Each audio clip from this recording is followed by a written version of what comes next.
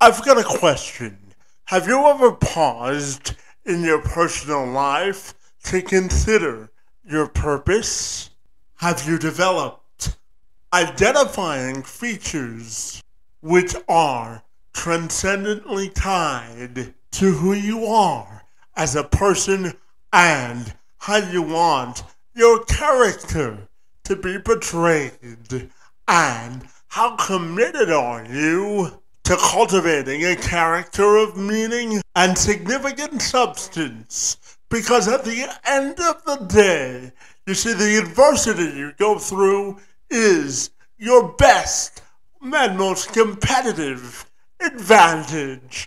You don't believe me? Well, take it from my friend Vincent Infante, a mental performance coach and licensed psychotherapist who returns to the program to provide his insightful insights in the areas of personal development, creating a defined identity of difference, and giving us the tools of the trade in order to maximize every inch of potential in our lives.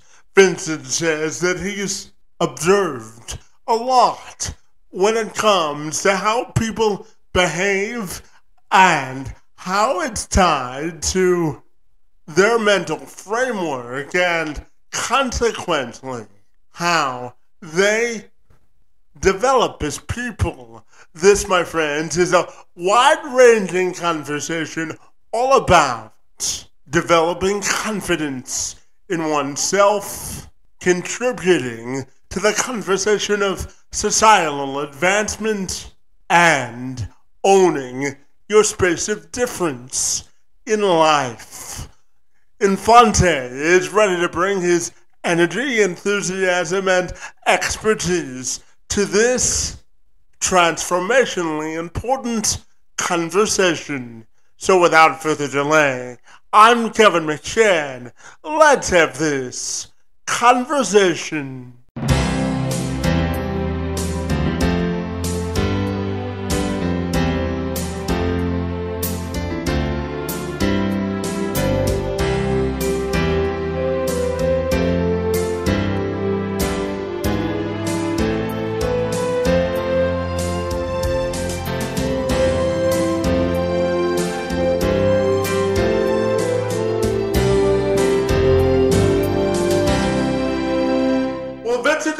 It's always great to see you, my friend, and I'm super excited to dive into personal development and growth with you this afternoon. Always great to see you, and thanks so much for being here, my friend.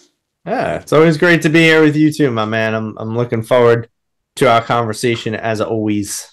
Yeah, absolutely. And, Vincent, I wanted to start our conversation by asking you about the concept of growth and really taking a committed approach to your personal growth journey. Because, I always say that our own potential in life is for us to define. So tell me about your perception of the whole idea of your commitment to growth, to advance yourself. What are your thoughts there? A commitment to growth is interesting. I don't know entirely how I would put that. I think it's just, for me, I like to think about there's five really big key areas of life. And the five key areas that I found are: you have physical, spiritual, emotional, mental, and financial.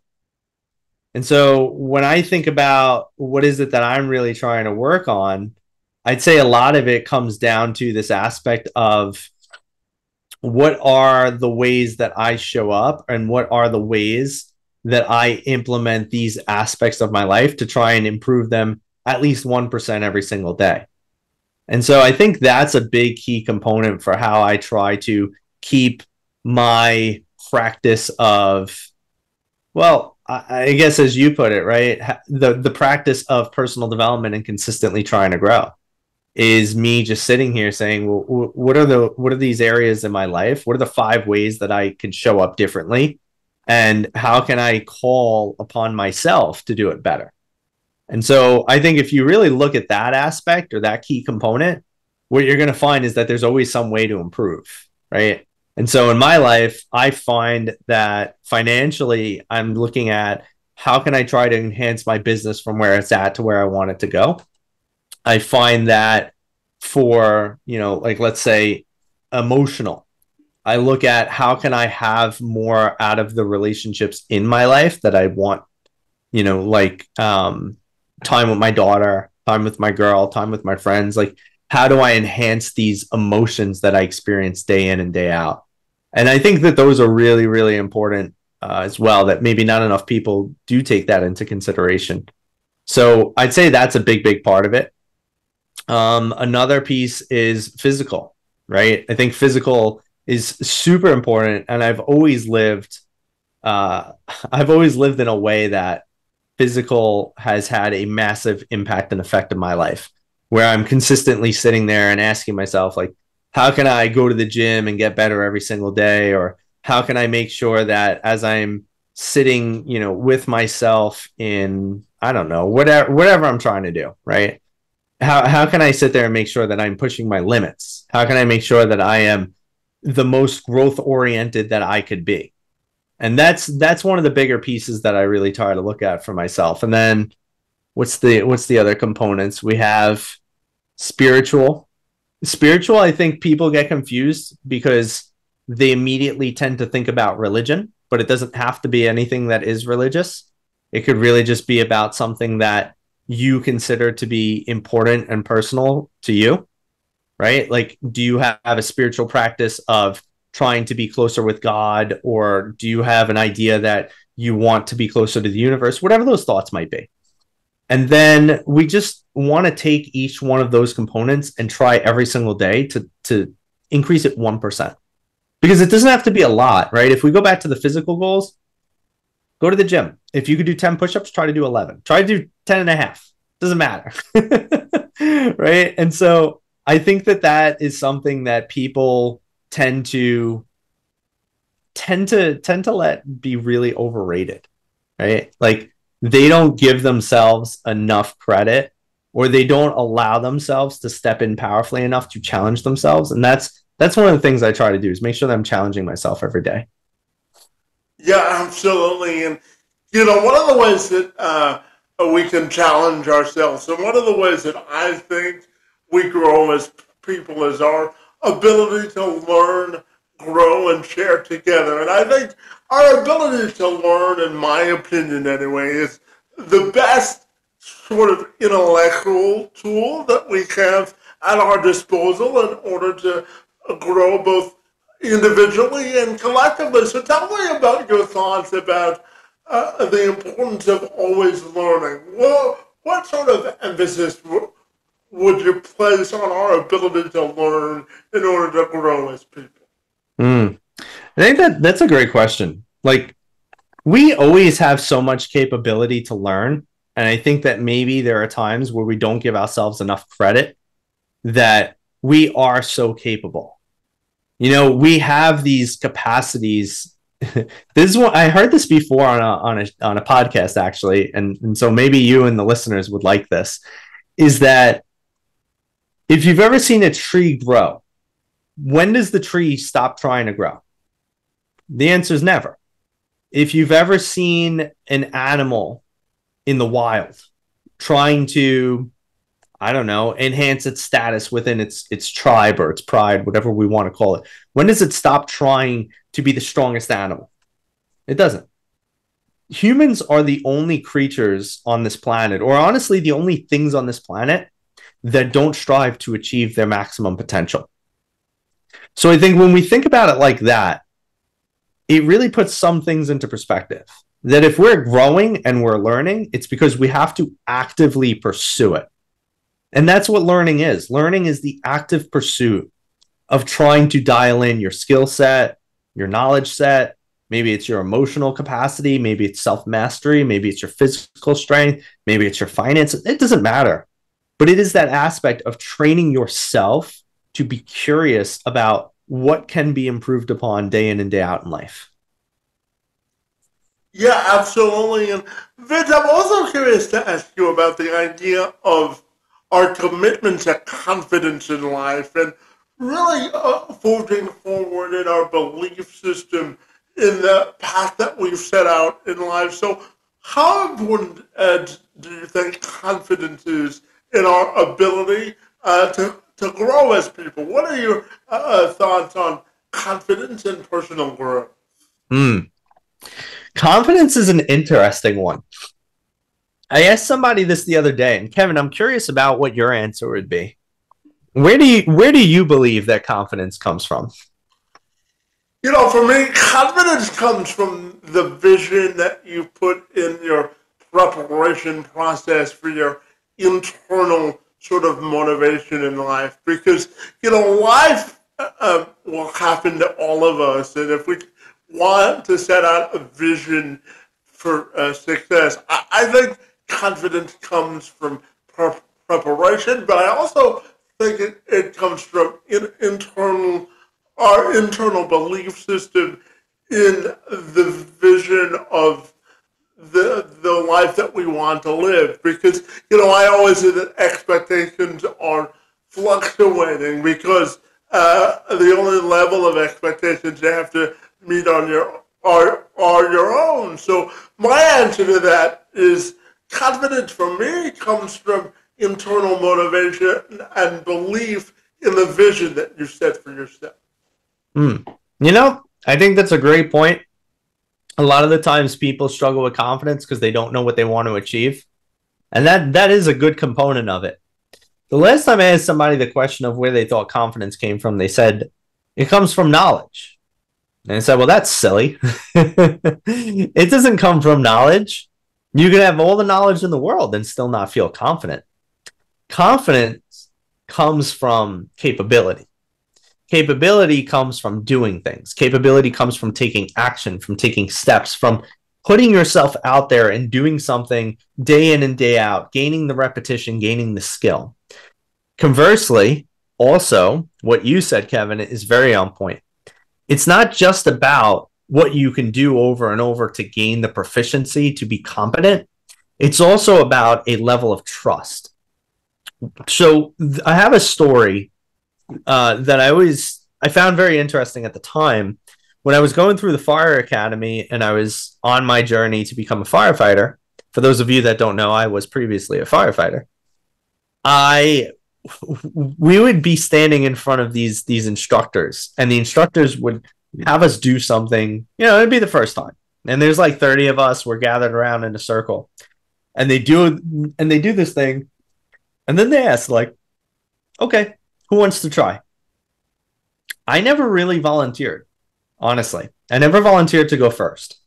And I always thought it was about knowledge. I never volunteered to go first because I didn't feel like I knew what I was going to be doing because I only saw it once. Meanwhile, there were other guys in the academy and they would just be like, I'll go. And I'm like, what the hell? Why is that guy going to go? There's no way he could possibly know what he's doing. We just saw it once for like 10 seconds and now the guys are ready to grade us on it. You need to sit here and study, try to go last. But the funny thing that I learned was these guys that were always volunteering to go first, even if they didn't know what they were doing, they trusted in their own capabilities to figure it out. They trusted that even if they didn't have the knowledge or the skill set, that they would give it their best shot and that their best shot would be good enough because they trusted their own ability. And so I see confidence as almost that two-way street. You have to be able to do something enough to feel that you are competent in it. And then the competency continues to build confidence, and the confidence allows you to continue to grow your competency, and so on and so forth. And that becomes a cycle. But the other piece of it is exactly as we were talking about, having that trust, whether it's in your future vision or your present self, just having the trust that you will be able to go through whatever you're about to go through, and allowing yourself to trust that you are going to be able to learn if you don't know, You're going to be able to adjust if you have to do something where you have to move something or shift or whatever the case is. Just get to that level where it doesn't matter what's in front of you. You just know that you'll be able to handle it. And if you can't, you'll adapt, and then you'll learn, and then you'll try it again. Yeah, absolutely. And Vince, why don't we create sort of that confidence in ourselves and really develop a sense of clarity? How easy or does that make defining our personal development journey? What are your thoughts there? It's interesting. I think there's also a little bit of a realism that has to come into play in life, because we do hear that you could do anything in this world, right? There's no limits. The limits are the biggest limit you have in your life is a mindset or a bad belief system. And I really do agree with that to a high level.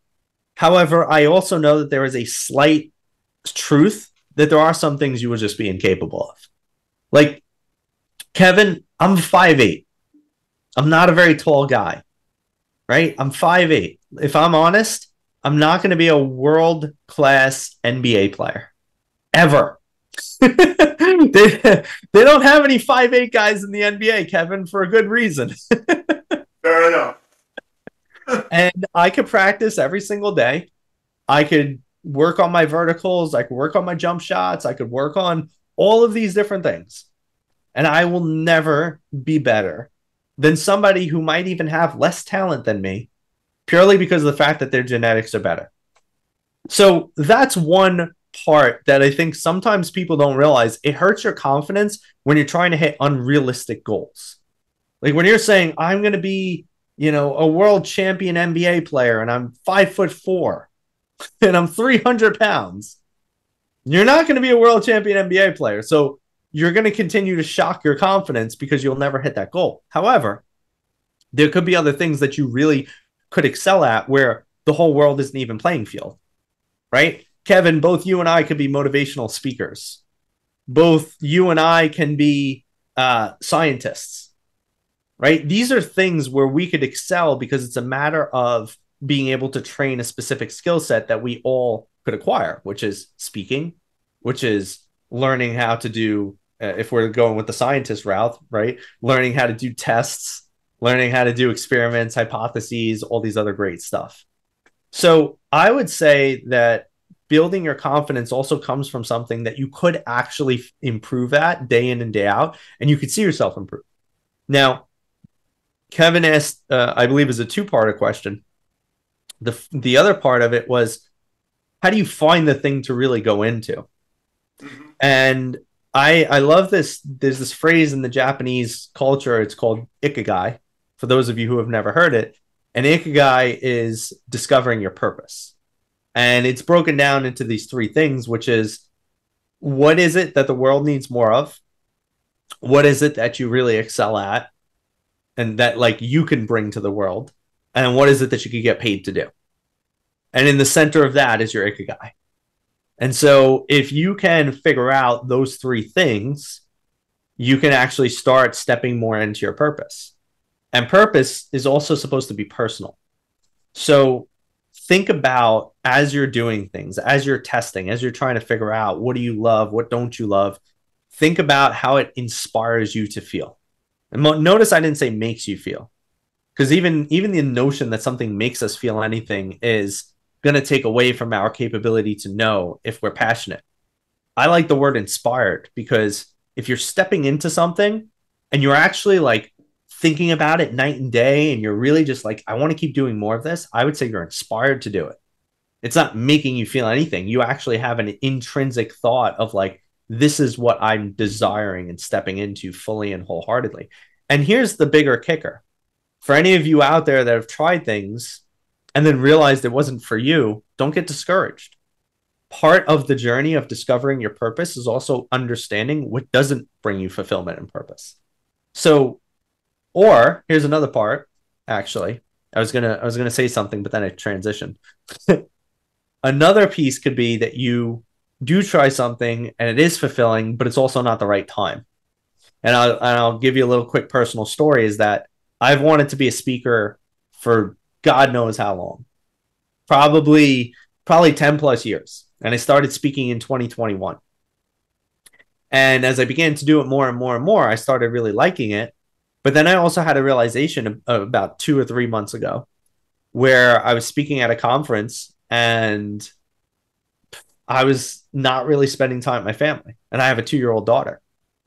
And the realization that I had was, as much as I love speaking and I want to continue doing it, I don't really care about it right this moment, because my biggest value, my biggest priority is actually to be a present father and spend time with my daughter. And I don't want to be traveling and away from home. So this is another part of discovering what fills you up, what's purposeful, what's inspiring.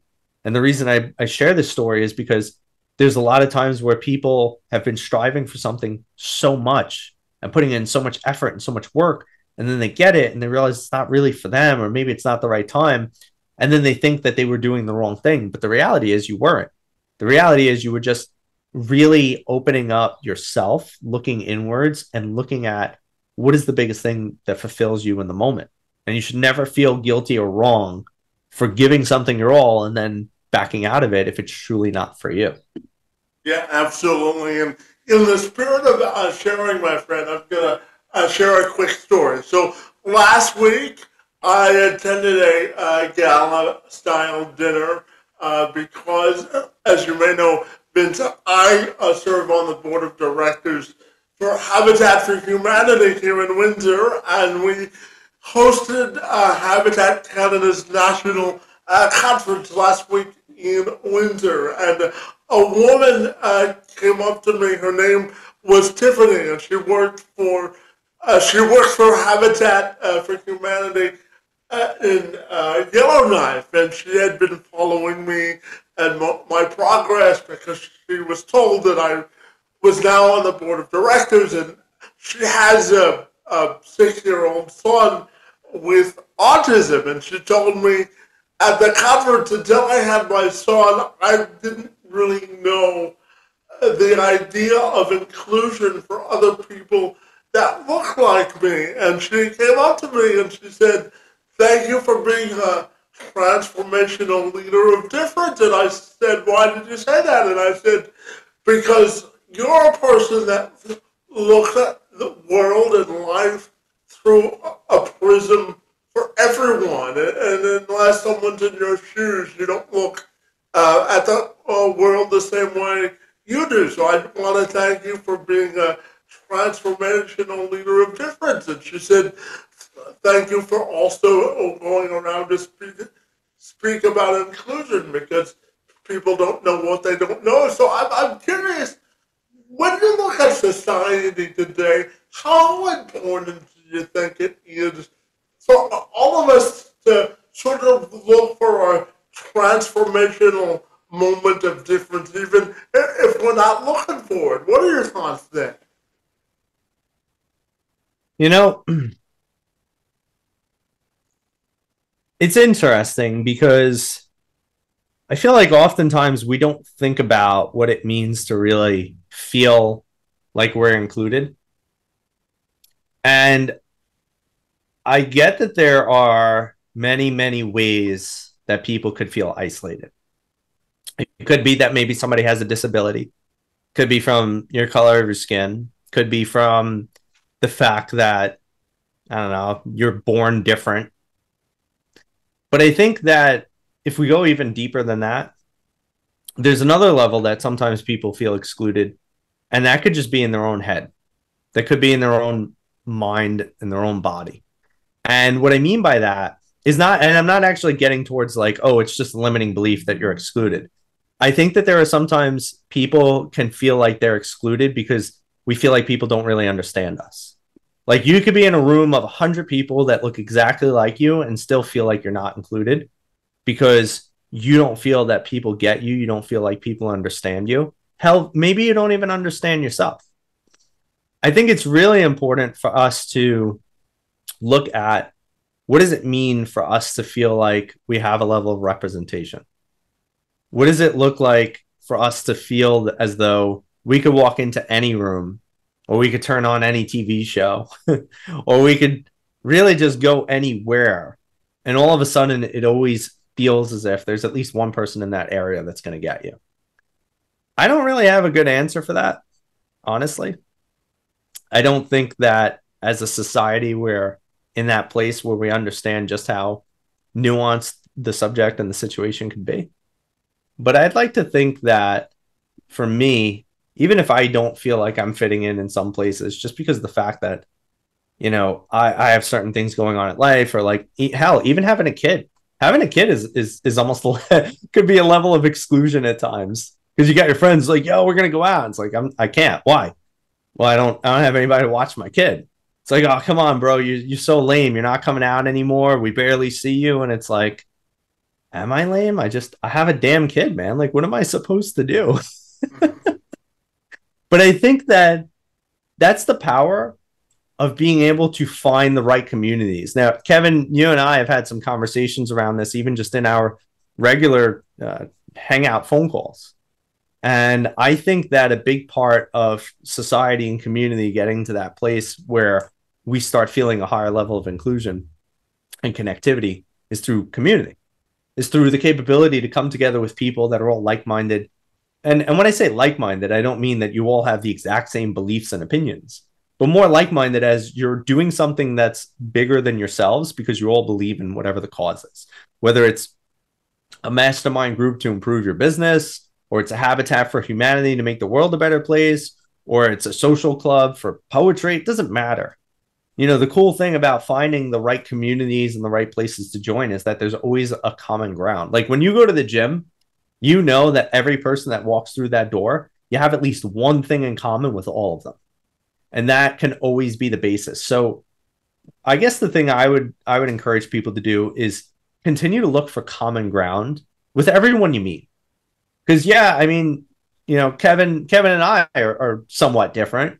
If you look at us from the outside, we're somewhat different.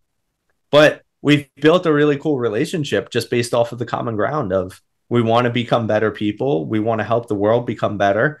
We're inspired to do so. And we're inspired to meet more like-minded people. And then that's how we start building our friendships and our circles. And, we don't have to fit in every area of society, but we know where we do fit in, which is the communities that we create for ourselves. So, Kevin, I don't know if that fully answers your question, but I hope that was a good one. Yeah, absolutely.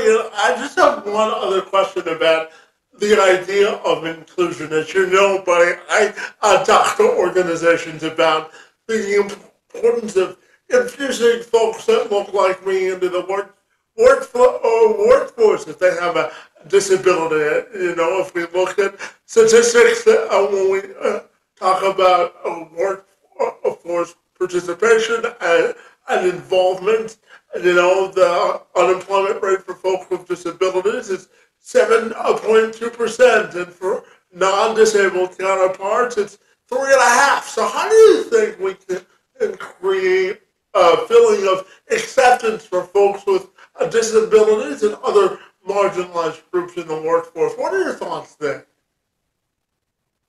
The same way we categorize people with disabilities, maybe we should start categorizing them different. Maybe the problem with so much exclusion is because we do believe there's disability. And like, okay, yeah, to some degree, if you can't walk, you are differently abled, right? But what is that person's expertise? And I think if we really start honing in on things like that, there doesn't need to be so many issues with people who have different abilities being in the workplaces. Like there are some people out there who might be nonverbal, but maybe they're a whiz at math. But the issue is nobody gave a shit to find out if they were a whiz at math because they didn't speak. And nobody cared. But maybe that person would have been the best freaking accountant. He just wouldn't have talked to anybody. Like, I think that, and maybe it was Albert Einstein who said the quote. He said, if you judge a fish by the ability to climb a tree, it'll forever think it's dumb. Mm-hmm. And I think when we look at people who have disabilities, we think somewhere in that similar pathway. It's like, well, that fish can't climb a tree. So he probably just doesn't belong here amongst the monkeys. And it's like, yeah, I mean, that's fair. He probably doesn't belong amongst the monkeys, but maybe there's a pond nearby that the monkeys and the fish could work together. All right, now I'm going to get off this animal topic because I don't even know where I'm having a conversation anymore. But I think that's really what it comes down to. When we measure people with their disabilities, we already start categorizing them differently. What if we just found ways to give really good aptitude tests? What if we found ways to really look into what these people's areas of expertise are? I mean, we do that for everybody anyway, right? Most of the times, people will want to figure out, like, what am I great at so I could do it forever and I could provide value to society and I could gain more money, because that's really what it is. Everybody wants to feel like, I shouldn't say everybody, the average person most likely wants to feel like to some degree they are contributing to society, that they are a good member, that they are sustainable, that they are able to take care of themselves, that they're able to take care of their needs. I don't think there's anybody that doesn't want that. And I think that there are a lot of issues with the ability of inclusivity because we do look at the general capability. Like Kevin, if I were to tell you, man, like, hey, dude, I'm sorry. If you can't get to work by yourself 7 days or 5 days a week, like you can't have this job, you would be out of a job. But if I said, you know what, Kevin, I can make an accommodation for you. I know you're really great at video editing and the department needs somebody, the company needs somebody who's going to be phenomenal at video editing. And we can accommodate that you could work from home like 4 or 5 days out of the week because that's, what you might need. Then we could easily fit you into a job. So I think, and again, I don't want to say I have all the answers because I definitely don't. Because if it was this simple, I feel like this wouldn't be an issue. But I think that it really is that there's a lack of desire to really figure out what people excel at and then give them a chance to do that. Yeah, absolutely. And Vincent, just out of personal curiosity, I want to ask you about what you consider to be your magical moment of momentum so far in your life. And what I mean by that is if you have to close your eyes and tell someone about the impact that you've made so far in the world in one sentence, I'm wondering what would that sentence be and how would you define your magical moment of momentum so far in your life? Man, I want to give it to you in a sentence, but I just don't think I have one. And the reason is that what I've really learned about life is that it shifts so damn much. And the reason that you could have momentum 1 minute and not the next could be for the exact same reason. And so I think there's a few things. And I've transitioned a lot in my life. For those of you that might have heard our last podcast, you probably already know my story. For those of you that haven't heard it, go listen to it because I'm not going to tell my story again. But in telling my story, there have been a lot of transitions in my life. And I could give you a few sentences, Kevin. One of my sentences as to what built so much momentum in my life was that I was sick of working for people I felt were less capable than me. And maybe that was coming from a place of ego, but I think there was also part of it coming from a place of like, I truly did know more than a lot of the people I was reporting to. And that created a lot of frustration in me because you feel helpless. You're incapable of making decisions that matter because somebody who has a title tells you your thoughts and decisions don't matter. So that was the first thing that created some massive momentum in my life to really pursue entrepreneurship. I think the second thing was when I started to discover my purpose. That created a lot of momentum. When I truly realized that the only thing I want to do is sit here and help people through coaching and supporting them and creating transformation, that was the next biggest momentum creating moment in my life because it gave me clarity. And this kind of goes back to our previous conversation. It gave me clarity on what I needed to do next in my life. And it felt like the blinders were off and I was 100% focused. And then the third big piece, which is the biggest reason I'm not actively pursuing speaking at this moment, is my daughter. The biggest thing that has put momentum in my life in the past few years is my daughter. When you're a man and you have a kid, most specifically when you have a daughter as a man, I think that's super huge. But when you have a daughter as a man, you start feeling like you have to become so much more than you currently are. For a few reasons. One is because you want to be a good father. Two is because as the parent, you're going to set an example for what's possible in life.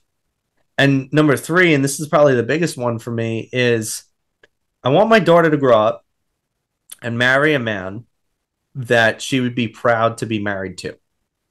And a lot of the research shows that girls base their interactions with men and typically the man that they marry off of their first interactions with the first man they know. And that first man is usually the father if he's around. Mm-hmm. And because I intend to be here forever, I wanted to really make sure that I was not only showing my daughter what's capable of life, but I wanted to give her a good measure of what a man should be. And so the biggest thing is to set a powerful example. And that created a lot of momentum in my life because as soon as I had my kid, I started asking myself, like, are you really being the best version of a man? Are you really being an honorable man? Are you really being a man of duty and service? Are you really being a man that you believe your daughter should be proud of? Are you being the man that if your daughter gets married, you're going to be happy that she's married to that man? Because if you're not, you better change a few things. So just like life, the biggest things that have given me momentum have shifted so many times, and I'm sure they're going to continue to shift. God willing, I probably still have another 70 or so years on this earth. So, we'll have another podcast and I'll let you know what the next momentum sentence is. Oh, well, hopefully they're not 70 years apart, okay?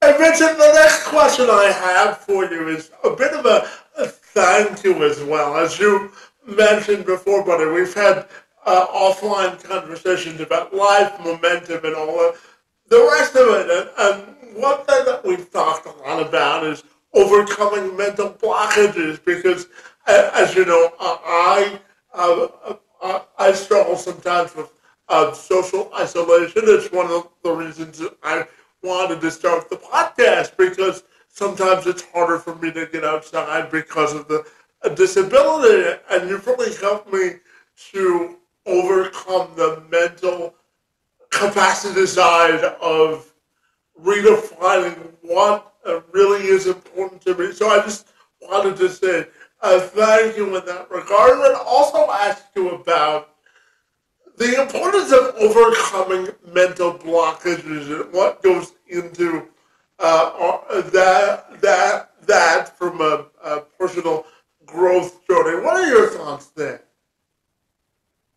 Well, I kind of alluded to it before, is that the worst thing you could really suffer with is a bad mindset, because of course there are other issues out there. Like everybody has issues. Everybody has something that they're struggling with. There's no doubt. There's no secret. The homeless guy, the billionaire, me, you, we all have some crap that we're struggling with and we're trying to figure out. The thing is, if you allow it to be, I would say, a stop sign instead of a yield sign, because a yield sign really just kind of tells you to slow down a little bit, but you still go, right? A yield is like, hold on, slow down, but keep going. A stop sign is like complete stop. Don't move. And so I like to look at it as overcoming mental blocks is not being able to look at it as a stop sign. Just look at it as the yield.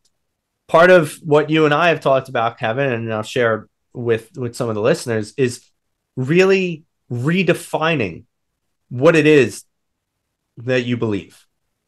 99% of the time, the biggest problem you have is your mindset. The biggest problem that you'll have is that you've defined something in a way that it doesn't support what you want out of life. And so you hit this block, you hit this wall of this really sucks, or this really hurts, and I don't have a different definition for it, which means you're not going to have a different feeling for it, which means you're never going to change the experience of it, which means you're going to struggle forever. But when you start rewriting the story, whether it's the story of your life or the story of that moment, whichever story needs to change for you to start finding freedom from your blockages and your barriers, when you start to really rewrite those, all of a sudden your perspectives are able to change. Now, there's this really cool technique in modeling, in psychology. It's called modeling. It's very simple. It's almost exactly as it sounds. Modeling is the aspect of finding someone who's already achieved the results you're looking for and then basically doing exactly what they did. finding out what their formula for success is, how they did it, what they did, and then start implementing that into your life. And Kevin and I, we were talking about this good friend of mine that I have. His name is Nick, and he's awesome. He's like this world famous speaker. He's super admired by so many people. He travels the world. He's an international speaker. He tours with Tony Robbins. He does all this really amazing things.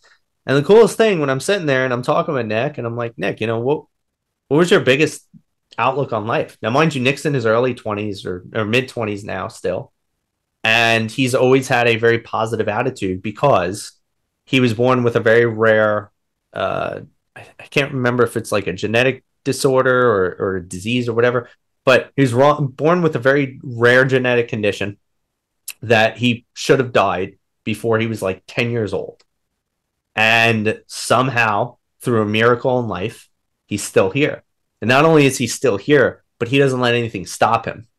He's got no legs. He's got one arm. And he drives a race car. He competed in a bodybuilding tournament. He weightlifts. He travels the world as a speaker. And his thing is, he says exactly what I said before, is the worst thing that you could have is a bad mindset. Because it really depends on how you build your belief system and your story about life. And if you could find somebody who has really excelled, I'm talking about really excelled, and there's always at least one of them, right? Even if we want to call them the exception, like my friend Nick, there's always at least one person that might have gone through something harder than you, or that's going through something exactly the same, and yet their outlook and their results are completely different than yours. And then the question could be, well, what is it? And we could use all these other excuses of like, well, maybe he had grown up in a better environment, or maybe he had more money, or this or that. But the biggest thing that I found about successful people is that's never the determinant. It's never that. It's always what they believe and then what they do with that belief. So I've also met people who have money and perfect bodies and they're miserable and their life sucks and they don't do anything with it. So it's never about how are you, born into this world and what do you have? It's more about how do you write your story? What does your story mean to you? And most importantly, what would you like to experience? And then creating a story around that. So those are the best ways to start looking at how you can begin overcoming some of your limiting beliefs. Yeah, absolutely. And Vincent, I'm also curious to ask you about vulnerability and the power of vulnerability. And why do you think that can help us create a momentous story? What are your thoughts there? Oh, yeah, man. I love vulnerability. I like to tell people vulnerability is your biggest invulnerability. Because once you embrace it and once you own it, once you use it, nobody could ever use it against you. Like when I go out and I tell my story, I tell the details. And sometimes I get a little teary-eyed depending on what I might be talking about. And I don't care. Because the reality is that I've completely owned these things and now nobody could ever hurt me with them. Like one of the stories that I like to tell, if I get into it, is what it was like being thrown in a trash can in high school. And I always use that as an example because when you're afraid to talk about things that make you feel vulnerable, you're actually creating a weak point in your armor. If you think about it, if you have an armor, the most exposed spot is the spot that you're actually usually trying to hide, right? If you think about that, the guys that are in suits of armor, where are the exposures? It's actually under. So for those of you that aren't watching this in video, it's like under their arm. It's in the armpit. It's in the areas that are so heavily over covered that when you finally just lift it up a little bit, you could see the biggest exposure and cause the most damage. And so I always try to tell people, use your stories, use your vulnerabilities to make it your impervious armor. Because if you have no vulnerabilities, you will always be invulnerable. And the ability to own these aspects of your life that you may not have been enthusiastic or proud of in previous moments of your life are now the things that could actually empower you and inspire others moving forward, especially if you've accepted, owned, and healed from them. Now, one of the biggest ways to do that, though, as to why people have trouble being vulnerable is because they don't get to that point. They don't get to that point because of the story and the belief system they still have around what has happened to them. So why I like to share that example of, I tell people all the time I was thrown in the trash can is because one, I was. And number two is that nobody could ever walk up to me on the street and be like, You're not a credible source of like mindset and personal growth and personal development. I know you. You're that loser who got thrown in the trash can. And now instead of me being mortified because I've never told that story and now everybody just found out I got thrown in the trash can, now I could just be like, oh, that's cool. Like, what podcast did you hear that on? Because I've said it on like 100 of them. And so when you fully embrace these parts of yourself that might not be the most enticing parts, they actually become a little bit more enjoyable to talk about. And here's a big part of it: you could actually build more connection. People will feel like they could relate to you more because of the fact that you have shared something that is difficult for you. And we don't build connection because things are mutually good, right? Like, would you feel connected to me, Kevin, or any speaker if we just sat here and talked about how great and easy our lives were? The answer is Probably no. not. No, Of probably course not. not. You wouldn't give a shit. You'd be like, who's this pompous jerk just coming on here telling me how great his life is and why my life sucks, right? You want to know that if my life is great, you want to know that I went through hell to get here, because it's going to give you a semblance of hope that whatever the hell you're going through, whatever your personal hell is, you could also overcome, just like me, just like Kevin, just like somebody else. Because the greatest speakers and the greatest people on this world that are creating change are not the people that have had good and easy lives. They're the people that have gone through something really rough, but have transformed in the best way possible because they didn't let it hold them back. And now we're going to be able to share our story, our wisdom, and our insights with you, and you could hopefully get a replicable result just like us. And so being able to be vulnerable is something that you should always aim to do. You should lead with it. I'll tell you anything you want to know, any story you want to hear, anything that's sucked in my life, anything that's hurt me, anything that's happened. I'm always open to talking about it because my thought is, if it could help you, I want to discuss it. And more importantly, if I've learned something, I want to discuss it. And we're always learning when we're going through moments that challenge us and put us through adversity, because you're not growing in states of comfort. You're growing in the hardest, roughest, most aversive moments that you could experience. So be vulnerable, be willing, and share the adversity openly. Yeah, absolutely. And Vince, one of the reasons we wanted to do this is you've shared with me that you've sort of evolved in your definition of personal development, and I know that you've worked with a lot of different people from a lot of different backgrounds. So tell me, what are some of the lessons you've learned about personal development and working with people and the way that they process thinking, my friend? What are your thoughts there? Well, I have worked with people from all walks of life. I've worked with people of all different races. I've worked with people of all different countries of origin. And there's a few consistent things with personal development. One being that you have to own your life. It doesn't matter who you are and where you're from. Like, that doesn't matter at all. What matters is, what do you do about that? What do you do about your circumstance, who you are, how you've operated in your life, the decisions you've made, the choices you've made, the outcomes you've had? All of these are directly correlated to you and how you've shown up.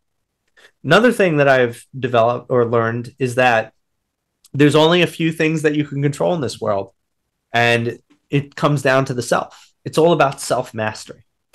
Your life is the result of if you're either proactive, as in, are you consciously creating your life, or if you're reactive, which is passively experiencing your life. So the challenge that I've come to see is that a lot of people don't know how to meet life with enthusiasm. And when I say meet life with enthusiasm, I don't mean good situations only. I mean all situations. How do you meet every situation in life with enthusiasm if it's as if it's an opportunity? It's an opportunity for something.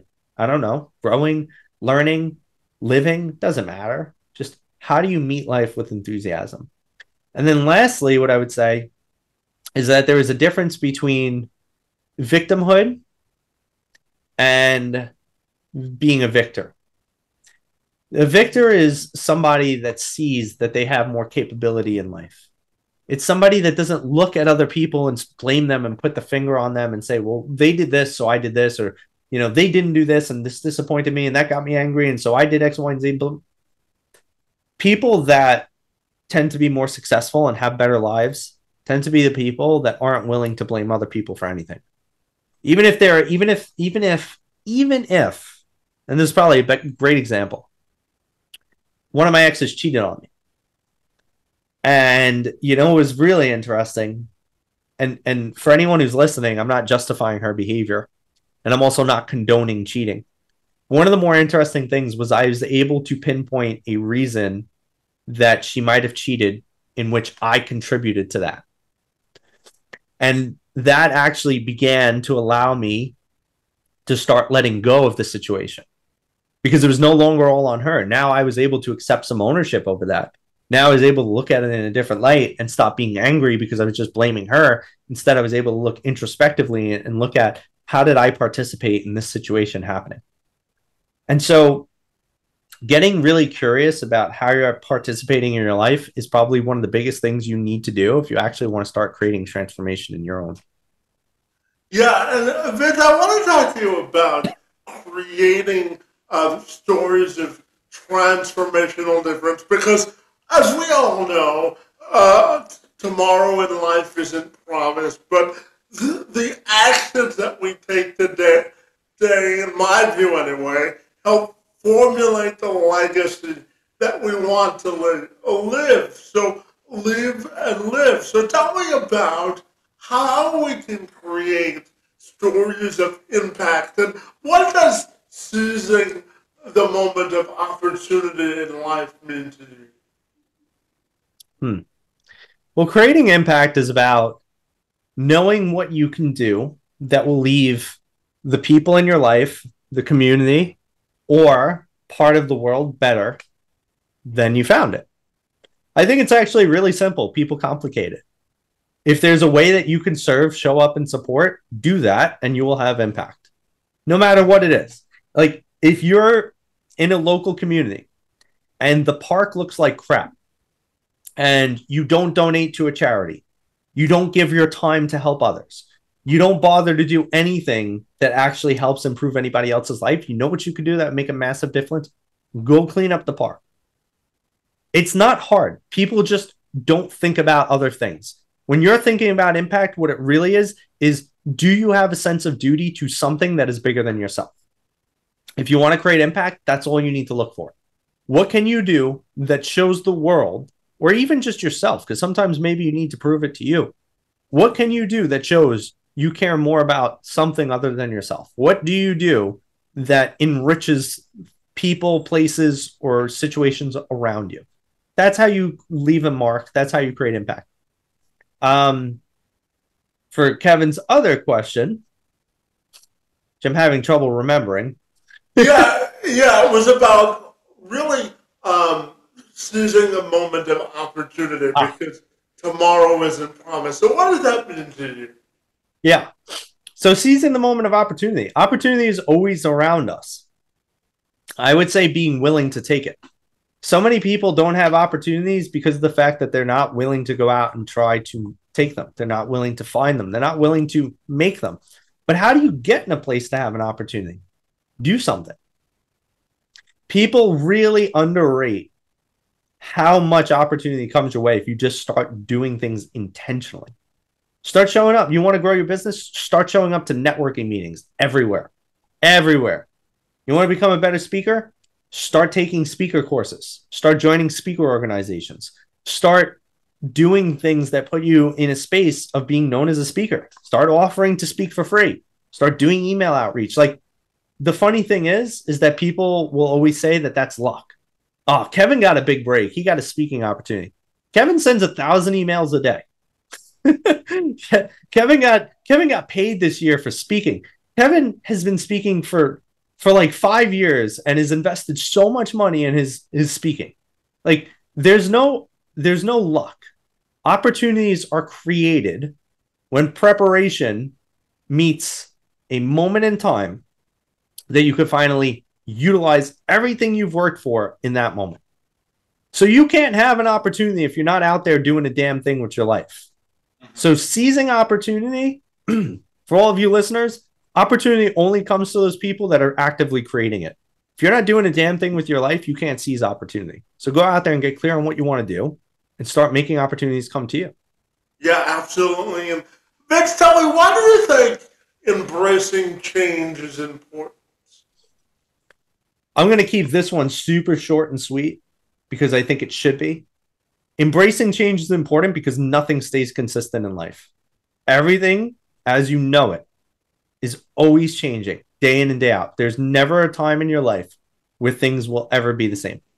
And if you can't embrace change, you're going to consistently struggle because life isn't about consistency. Life is about consistently adapting to shifts and changes in the world and your life. Yeah, absolutely. And Vince, how do you think our hobbies and interests in life can act as an ally during our personal development journey? What are your thoughts there? How can our hobbies and interests act as an ally in our personal development journey? That's correct. Yeah. Your hobbies and your interests will teach you a lot more about yourself than anything else because how you do one thing is how you do everything. And if you sit here and you say you truly love this thing and you're truly interested in it and you do it like crap, what that should tell you is that the way you approach life is god awful because you're sitting here saying something you actually want to do, you don't even take seriously. So I would challenge people to look at how do you show up for your hobbies and interests. For me, it's funny. My hobbies and interests, I show up the same way I show up in life or business. So I can't really play certain video games, even though video games are a massive hobby and interest in my life. I can't play certain ones because they will take too much of my time because I am ultra competitive. I don't want to play a video game and be casual. I don't want to play a video game and play for like a few hours a week. And so I'll play games that are MMORPGs. So for those of you that aren't gamers, that stands for massive multiplayer online role-playing game. And in these games, you have to level up your characters. And as you level up your characters, you get better gear. And then you can do these things called raids, or you could do player versus player, and you could get, specific titles and notoriety. And you could be considered one of the best people on your server if you've done specific things. And to do that requires an exorbitant amount of time. I'm talking about you need to pretty much make your game a part-time job. You need to sink more than 20 hours a week into this game, and you need to really do it at a good level.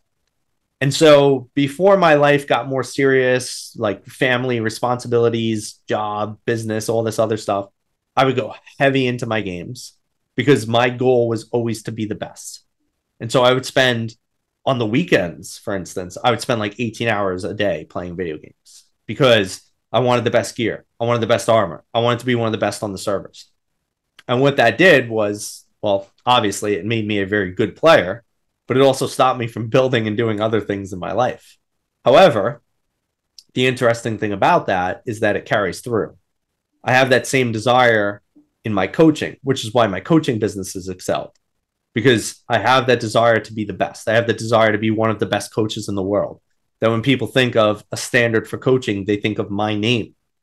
Not because of the fact that it's an ego trip, but because of the fact that I really want to help people and I want to do it at such a level that it just becomes a norm. That's like, oh, Vin Infante is great for this. You should go talk to him or do this with him. And so I challenge people, if you have specific hobbies and interests, again, the things you say you want to do, look at how you're showing up for those things. Because if you can't put in good work and effort on the things you say you want to do, good luck with the crap you don't. Because the reality is there's a lot of crap in life you don't want to do when it comes to business, raising a kid, having family, hell, your own personal stuff that may not be a hobby or interest. Good luck if you don't even take things you want to do seriously. Yeah, absolutely. And Vince, I'm going to end with this, my friend. I'm curious to ask you about how our ambitions and aspirations can help us really create a sense of purpose in life. What are your thoughts there? Okay, so I think what you said, it was still kind of out a little bit, but I think what you said was how do you find that our ambitions could lead us to a sense of personal purpose? Essentially, yeah. Okay. So the way I say it is your ambitions are usually aligned to something that you want to achieve internally. Now, it could be coming from a place of ego, depending on maybe a wound from your childhood that hasn't healed, or perhaps from something that you feel you still have to prove. However, it could also come from something Kevin pointed out before, which is impact. It could come from a place of you feel like there's something going on in this world that sucks so much that you can't bear witness to it anymore. That you feel like there's an injustice and a travesty because it exists and somebody isn't doing a damn thing about it. And so I would say looking at your ambitions and judging which one of those two it was born from, or hey, here's the kicker, it could even be from both. Perhaps you have a childhood wound because you suffered with your confidence. And so now you want to be the best in the world at something, but it actually conveniently works out for you because the thing you've chosen to be best at the world in the world at is something that the world truly needs to. A lot of very wildly successful people have deeper internal wounds that they are compensating for. Whether people find offense to that or not does not matter, but that is the truth. A lot of the higher performers that I've come across, a lot of very successful people, are usually trying to overcompensate for some sort of an issue that they had in their childhood. And now here's the thing. It doesn't necessarily mean it's a bad thing. It doesn't. Sometimes as people do that, it actually is a part of the healing process. Sometimes they're also helping others and doing things out of a genuine heart because of the pain and hardship they've experienced and never healed from. So I would just challenge people to look at which way are you trying to build yourself, or with what pieces and components are you trying to build yourself when it comes to the ambition that you're working towards and chasing. Yeah, absolutely. And Vincent, finally, tell me, if people want to get connected with you, my friend, what's the best way they can do that? You can find me on, well, anywhere, really.